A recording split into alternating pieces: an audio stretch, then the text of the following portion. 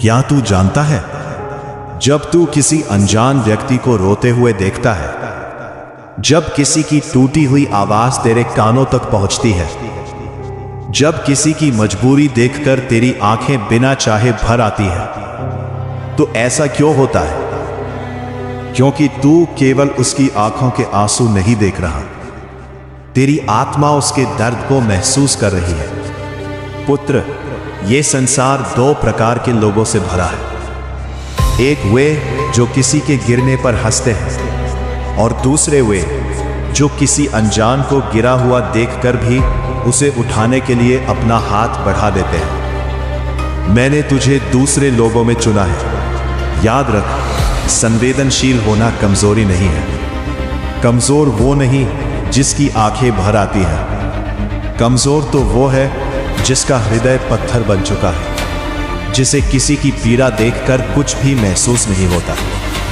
पुत्र, मैंने तेरे भीतर ये करुणा यूं ही नहीं रखी।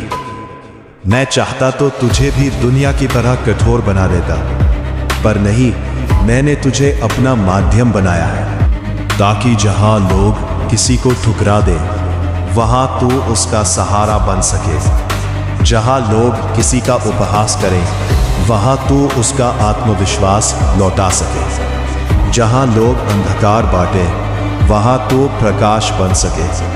पुत्र, एक बात हमेशा याद रखना, जिसने स्वयं दर्द सहा होता है, वही किसी और के घावों पर मरहम रखना जानता है। इसलिए अपने संघर्षों से कभी शिकायत मत करना। हो सकता है आज जो आंसू तू बहा रहा है, कल वही किसी और की मुस्कान का कारण बन जाए। तुझे इसलिए नहीं चुना गया कि तू भीड़ में खड़ा होकर केवल अपना जीवन जी ले।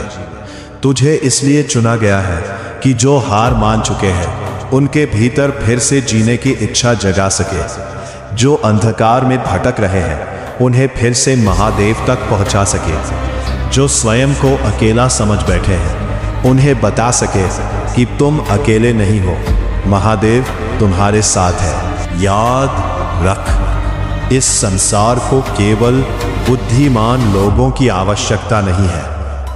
इस संसार को उन लोगों की आवश्यकता है जो किसी के टूटे हुए मन में फिर से विश्वास जगा दे। और ये शक्ति हर किसी को नहीं मिलती, ये केवल उसी को मिलती है जिसे मैं अपने कार्य के लिए चुनता हूं। इसलिए आज से अपनी करुणा को कमजोरी मत समझना, अपनी आंखों के आंसुओं पर शर्म मत करना।